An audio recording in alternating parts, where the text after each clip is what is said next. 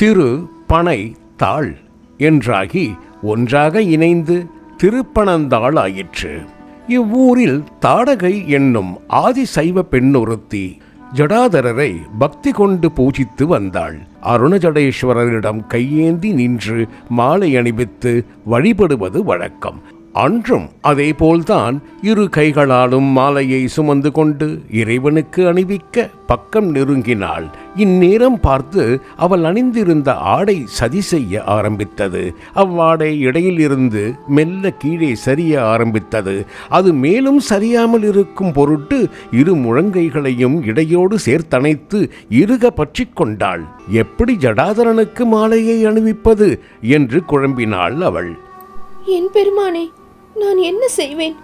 எப்படி உன்னிடம் என் பிரார்த்தனையை வைப்பேன் என்று மனம் கலங்கினாள். கண்களில் நீர் மல்கியது. அடியார்தம் துயர் தீர்ப்பவன் தானே ஆண்டவன். எனவே தாடகையின் சிரமத்தை அறிந்து கொண்டு அவள் சூட்டப்போகும் மாலையை பெறுவதற்காக தன் சிரசை அவள் பால் சாய்த்தார் அரணார். அப்படி தாடகைக்காக சாய்ந்த அந்த சிவலிங்கம் அப்படியே சாய்ந்த நிலையிலேயே நீண்ட காலம் இறந்துவிட்டது. கலையனார் காலத்தில் சோழ மன்னன் இக்கோயிலுக்கு திருப்பணி செய்ய தலைப்பட்டான். 2 வீரர்களை அழைத்து அதை நேராக்க சொன்னான். அவர்கள் எளிதான வேலைதானே என்று இறங்கினார்கள். முதலில் ஒருவர், பிறகு 2 என்று முயன்று பார்த்தார்கள். 2 4 4 80 16 பலனளிக்கவில்லை. யானைகள் வந்தன. கயிறு கட்டி யானைகள் வைத்து இழுத்து பார்த்தார்கள். எந்த பலனும் ஏற்படவில்லை. இச்செய்தி காற்றில் கசிந்து மெல்ல மெல்ல நகர்ந்து கலையனார் காதுகளிலும் வந்து விழுந்தது. கால்கள் திருப்பனந்தாளை நோக்கி நடை போட்டன. மடமடவென்று பூங்கச்சுடன் கூடிய ஒரு கயிறை எடுத்தார். ஒரு முனையை இறைவனை சுற்றி கட்டினார். மற்றொரு முனையை தன் கழுத்தில் மாட்டினார். இறைவன் நாமத்தை உச்சரித்துக் கொண்டே இழுத்தார். சிவலிங்கம் அசையவில்லை. மேலும் வேகமாக இழுத்தார். கழுத்தில் இருந்த கயிறு லேசாக இறுகியது.